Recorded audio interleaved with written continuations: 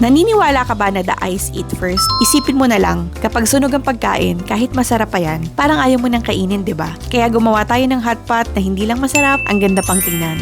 Una, i-blanch lang natin yung napa-cabbage ng mga 5 seconds. Tapos, tinanggal ko lang yung ugat ng enoki mushroom, nilagyan ko ng beef slices, saka ko ni-roll gamit yung napa-cabbage. Kapag hilaw kasi yung napa-cabbage, hindi talaga siya madaling i-roll. Gumawa ako ng mga 5 piraso. Tapos para mas magmukhang inviting yung hot pot natin, inarrange ko lang yung napa-cabbage tapos nagsalansan ako ng beef. Mga 4 na layer yan at hinati ko sa 3.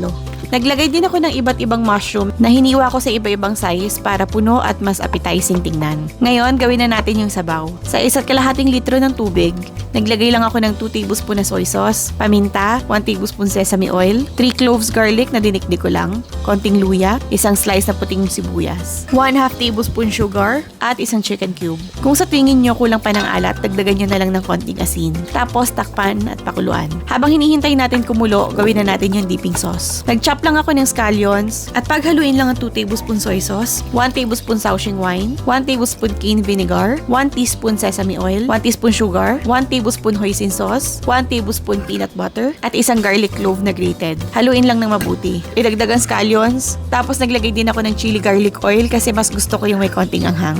At ready na yan. Kumukulo na yung hot pot, luto na yan at pwede na ang kainin.